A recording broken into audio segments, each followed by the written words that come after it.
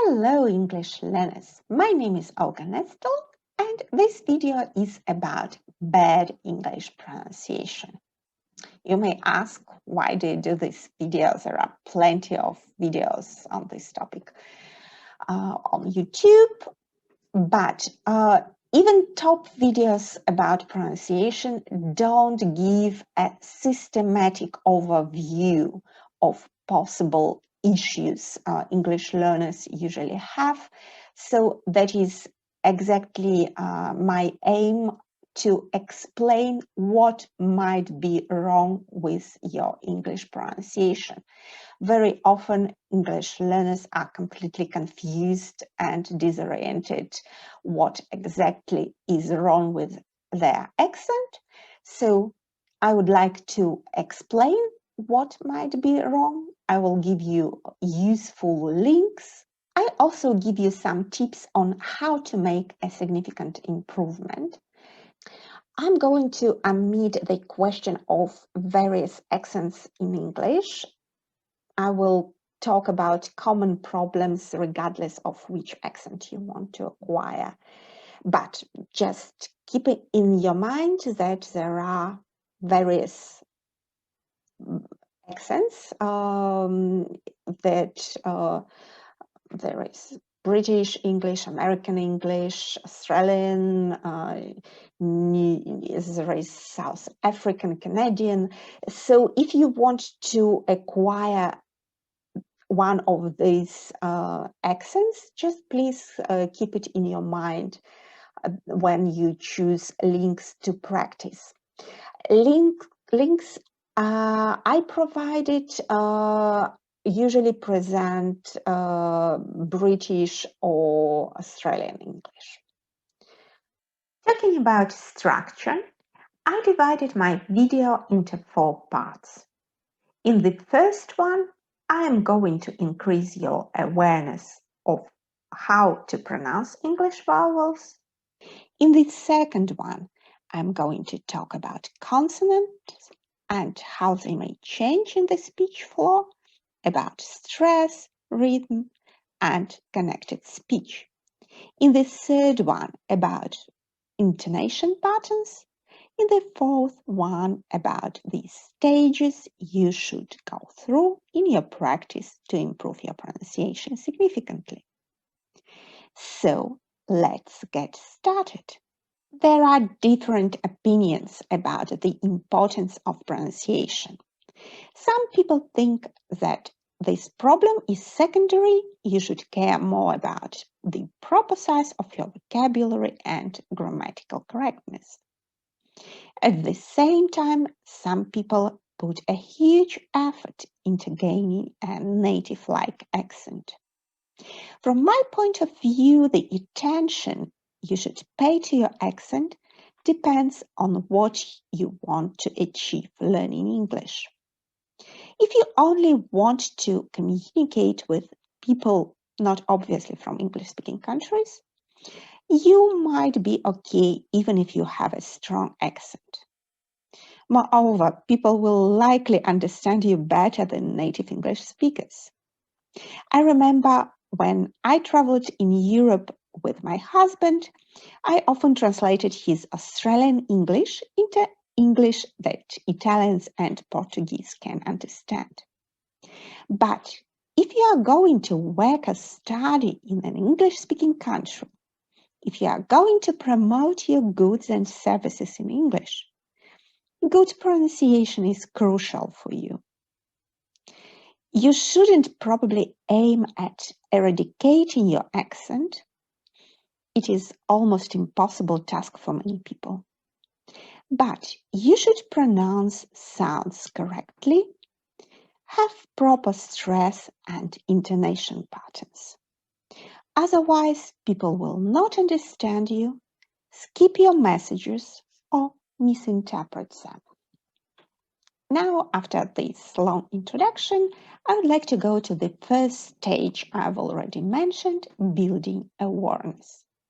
I'm going to talk about elements you should pay special attention to, and the first thing you should imprint in your brain is English spelling differs from English pronunciation significantly, and English sounds differ from the sounds in your native language.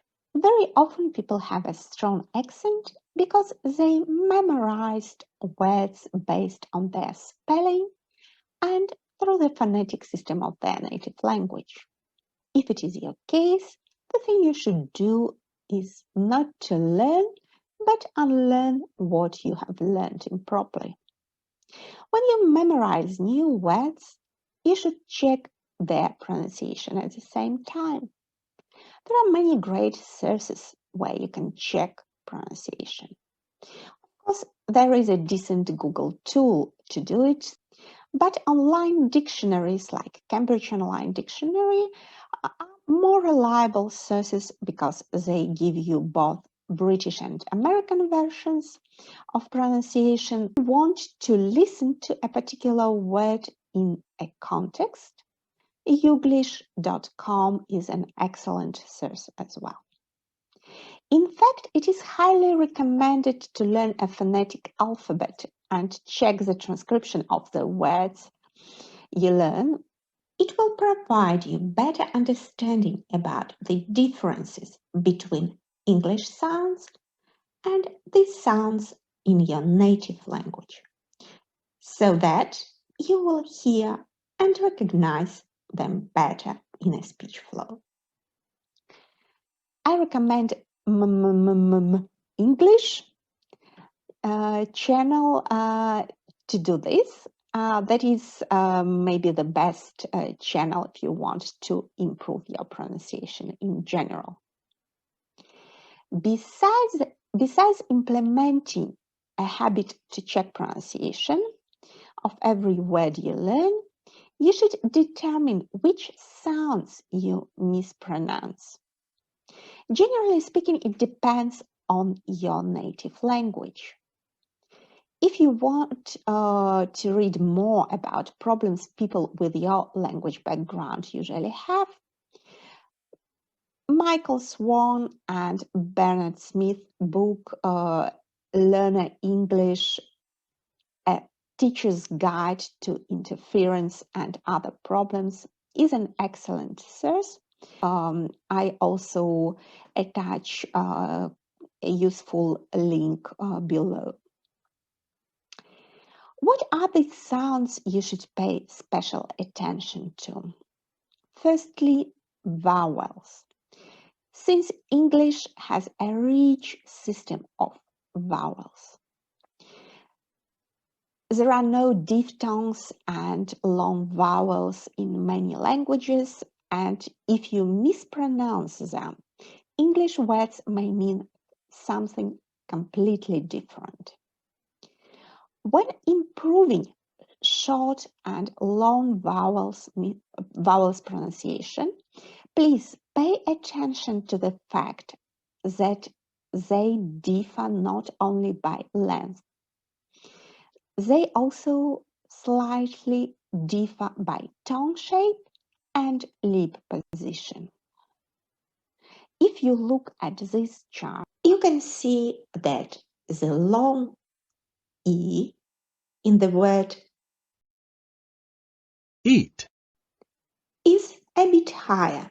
It means that your tongue should be a bit higher in its front position and closer. It means that your lips should be fully spread. Then the short E in the word bitter,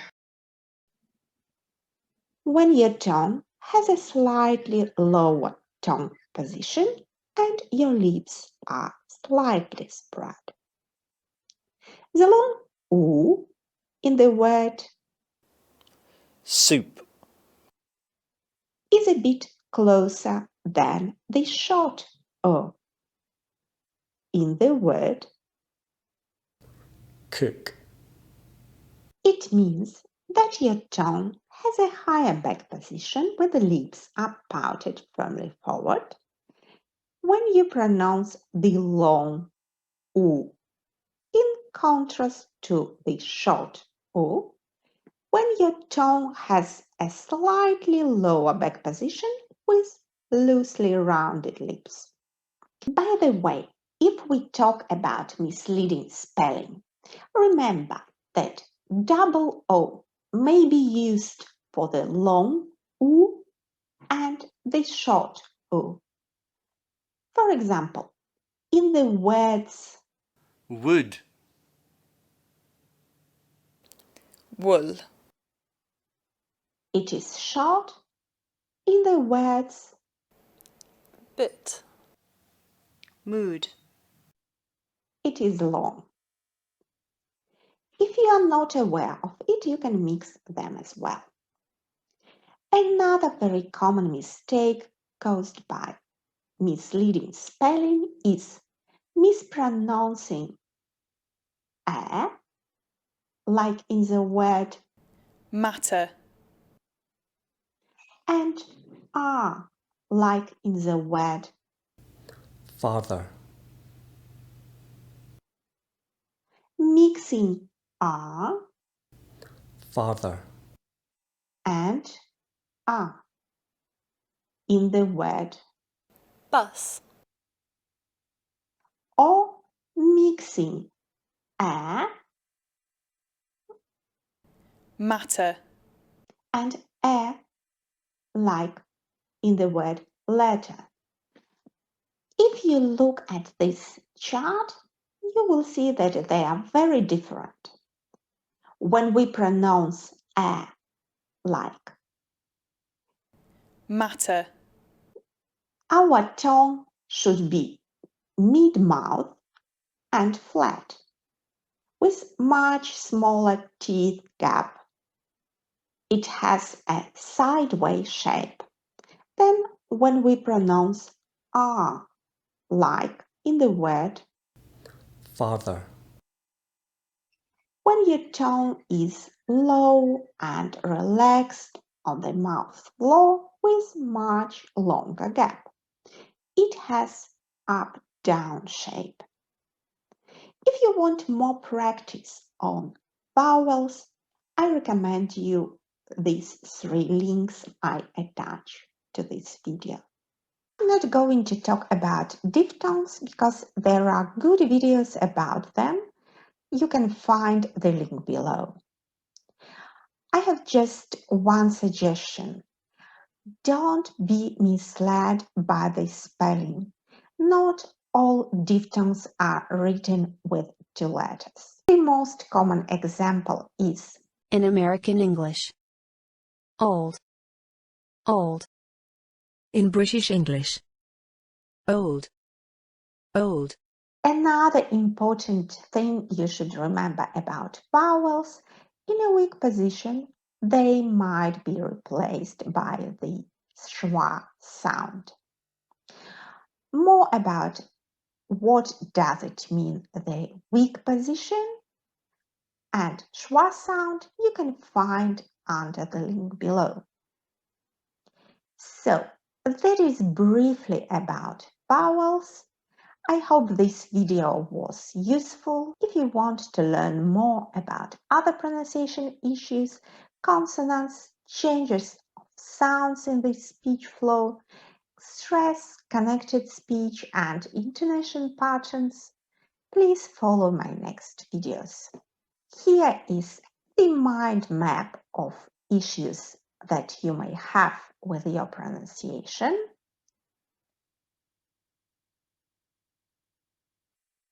If you need more assistance to improve your pronunciation or in learning English in general, please let me know via email olga.nestel@gmail.com. Thank you for your attention.